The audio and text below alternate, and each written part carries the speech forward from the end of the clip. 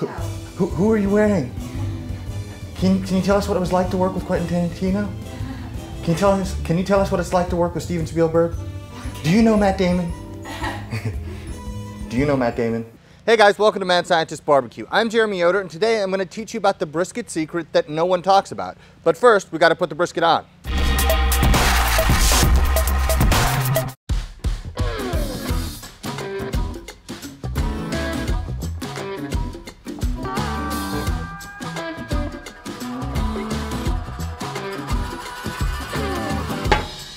You guys know how much I can talk about barbecue, so let me cut right to the chase from the beginning. The secret of brisket cooking that no one talks about is adding fat to the fire. Now let me give you some background on that. A few months ago, I was at the Windy City Smokeout in Chicago, and I was talking to Leonard from Truth Barbecue. And if you've never had his stuff, it is unbelievable, it's amazing. It's as good a brisket as I've ever tasted in my life. But anyway, so we were chatting back and forth, and we were talking about the tallow and whatnot, and then he said, you know what the brisket secret is that nobody talks about, right? And I said, no, I don't. Inform me, please, let me know. And he said, well, it's adding fat to the fire. So the first thing I said in response was, do you mind if I talk about that publicly? Because I've been told things in the past about, oh, well, these people are doing that, here's a secret that they have, and because I haven't gotten permission to talk about those things, I haven't mentioned them.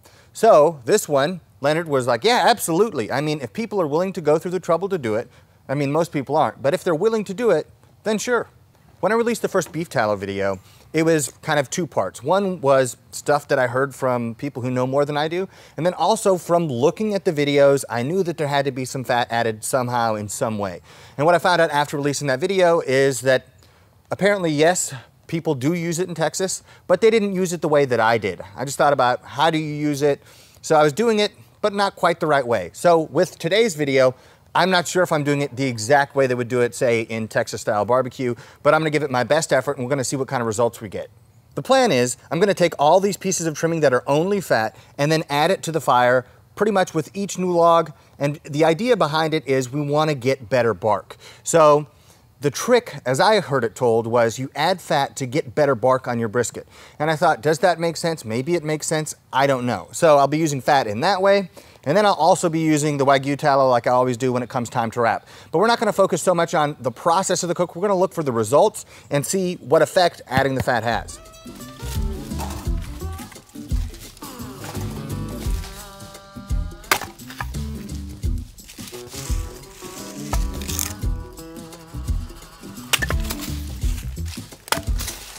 While that brisket's cooking, I'm gonna make myself some dinner and tell you about today's sponsor, Maiden. This pan is 494 degrees, which means it is steak time. And this is the Maiden carbon steel pan. Now, I've been using cast iron to cook steaks for a long time. It's my favorite way. I've tried gas grills, I've tried propane torches, I've tried directly over charcoal, I've tried on charcoal, I've tried charcoal grills. I've tried every method known to man to make steak, and my favorite was cast iron. That's until I got the carbon steel pan. Has all the benefits of cast iron, all the great sear qualities, but instead it's lighter, it's got a better handle, it's handier, it's easier to use, it's just a better product. All right, at this point, Wagyu beef tallow in. This is how I like to cook steaks now. So I'm not always eating barbecue, but I am usually eating meat, and this is one of my favorites. So coat the bottom of the pan here, starting to get a little bit of smoke, that's fine. You want this thing to be screaming hot. Now, salt and pepper on the steak, steak goes in, and listen to this sizzle.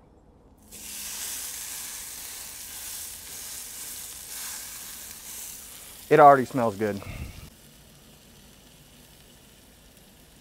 I'm gonna get the mic right up to the sizzle.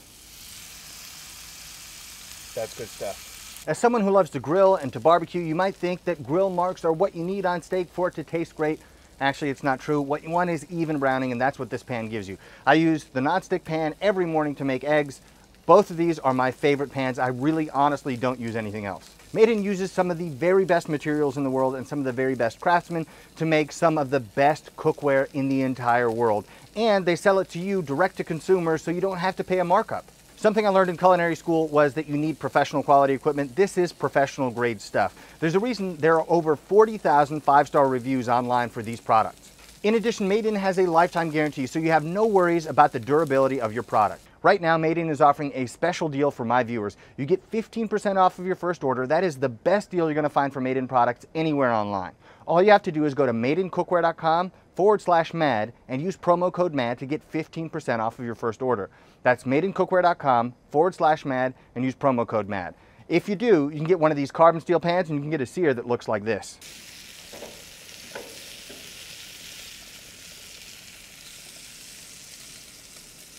Now, you heard me say that I had no inkling of this Brisket Secret before I was told about it. But thinking back, I should have maybe at least guessed this, because at a very well-known barbecue restaurant, I'm not going to name it, but it's a restaurant you would all know, I walked by one of the smokers, and in the firebox, I saw that there were pieces of fat draped over pieces of wood. And I thought, maybe they're just adding that because they're just starting that pit up. But it was in the middle of their cooking day. And so I'd never pieced anything together. So that one was on me. Or maybe they were just starting a fire in there and they don't do that. I don't know. Because I've used it to start fires before. I mean, I think you've seen me use it in videos even. And it's just like the beef tallow soaked butcher paper or used butcher paper that people use to start fires. So I thought that's probably what's going on. But now, after hearing that, the more I think about it, the more it makes sense. So for instance, if you're grilling hamburgers over charcoal, the charcoal does have some aroma, but I've cooked burgers over charcoal that wasn't that hot, but it didn't have the same charcoal flavor. So in my head, there's like a charcoal grilled burger and it's got a certain flavor. But then I realized it's when all that fat is dripping down into the coals that it gives off that aroma that smells like burgers. So the first time I ever cooked on my 500, I had a grease fire. All of a sudden, I smell this weird smell. I see some like smoke. I'm back at the firebox, I'm like, grease fire, right? So I throw open the doors and I'm like grabbing briskets and throwing them. It was a horrible event, but it had a great smell. It smelled like somebody was cooking 10,000 burgers all at once. And so now all those things I'm thinking about, it really does make sense. Now you have the issue also of like the pit barrel cooker or something like that, where the fat is intended to drip into the coals. And from what I've heard from people who are on the competition circuit, a lot of competitions are being won with those cookers. So maybe it's adding more flavor and making better bark. I don't know, I'm gonna find out.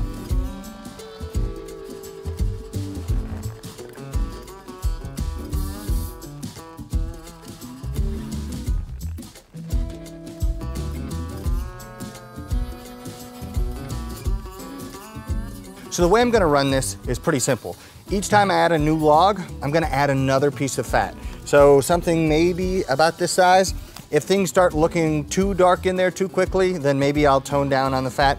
But I think it's gonna work out really well. So let's see what that looks like.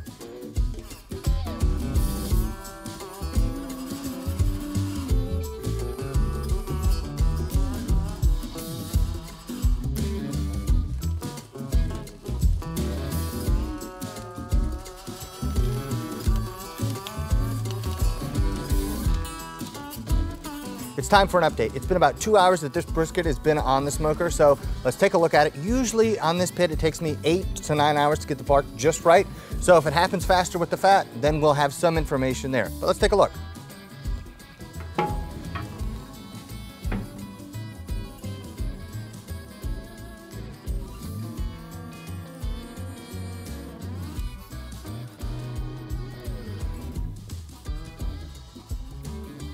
The brisket looks really nice, but not remarkably different than usual, so it might just take more time, or it might not actually make a difference in the color.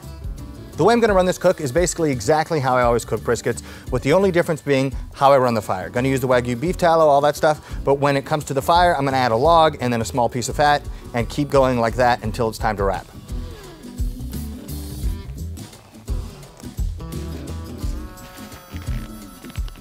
So last night when I was finishing this brisket off, I did an Instagram live and I told people about the video, the brisket secret that nobody talks about. And I said, if you look closely, you can maybe see what that secret is. And so I showed the cook chamber, the firebox, and we noticed that C. Strickland 69 figured it out. He made the right guess. Really good job on that. We're gonna send you a free Mad Scientist BBQ t-shirt. We're gonna contact you on Instagram. And if you guys wanna be involved in those Instagram lives in the future and maybe be a part of some more giveaways, make sure to follow me on Instagram. Another thing that happened last night when I was finishing this was I was just thinking about the process of putting fat on the fire, and I thought, well, why might that be, a helpful way to do your cooking? And so I thought, well, what did our ancestors do? I mean, they didn't kill a woolly mammoth and then say, Bob, what are you thinking about this guy? And Bob says, you know, I think we should do sous vide and then do a nice reverse sear over cast iron.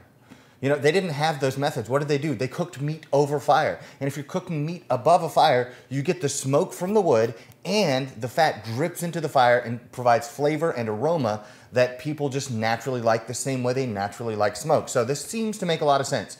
But ultimately, we have to see if the rubber meets the road, and we got to test this thing out. So let's get that brisket and take a look. By the way, what we're looking for is if it has an impact on the bark and if it has an impact on the flavor.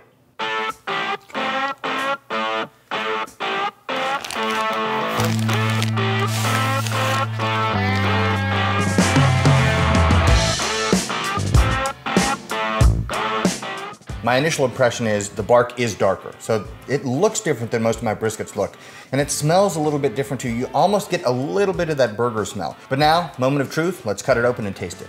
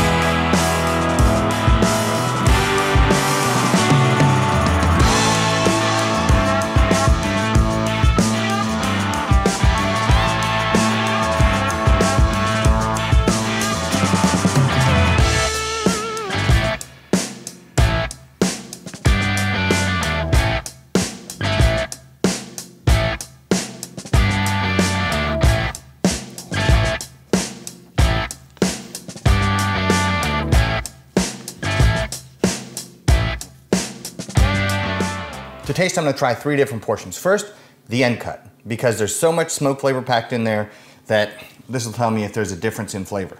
Let's see. That's good. You need to try an end cut. Okay. So the end cut has so much flavor, it's ridiculous. So you can definitely still tell that you're eating brisket, but it's all the stuff that you want in a brisket plus another dimension of flavor, this fat smoke that I guess is its own thing. It's almost like you have a brisket, but you get to add extra burger flavor. I don't know how else to describe it. I mean, it's so, so good.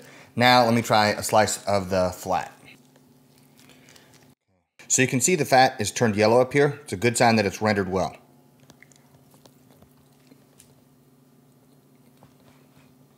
So again, it just adds another dimension. It doesn't really affect the moisture or anything like that, but just the bark on the outside, it might be a little crispier than usual, and you just get another dimension. It's pretty remarkable. And now for my very favorite part of a brisket, the end slice from the point. So let's try this out here. Okay, so packed full of moisture right there, lots of smoke flavor. This is gonna be the ultimate test here. So tear off a chunk there.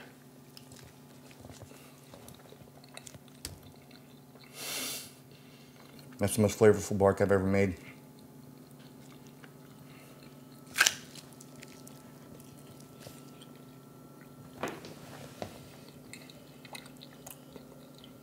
Wow. You gotta try this. Here, try this. Wow.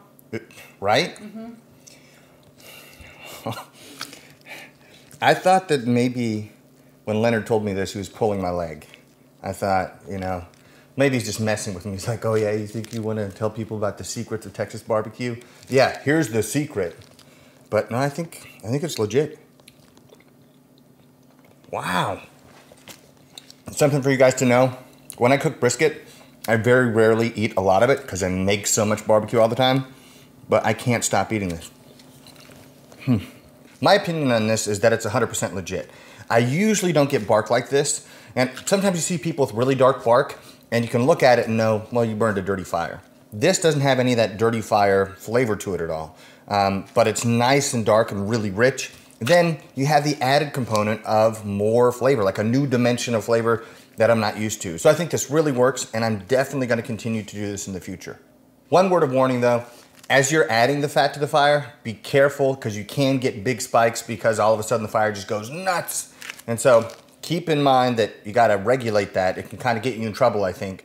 There were a couple times during this cook where it really got hotter than I wanted, and so I had to, take measures to try to cool it off. But as a tool in your tool belt to make better barbecue, I think this is actually 100% legit. You guys need to go out and try it and let me know what you think. Thank you guys for watching Mad Scientist BBQ. If you found this video informative and helpful, please hit the like button down below and subscribe to the channel. You can also follow me on Instagram, Twitter, and Facebook at Mad Scientist BBQ.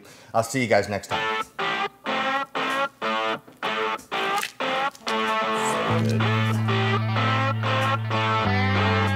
But that's what they do. They, and then they get in and then they spin and launch it. Let me cut right to the chase.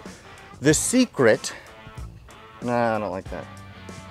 That's really good. Do you want to try? Not before you talk. Just go. So good. Okay.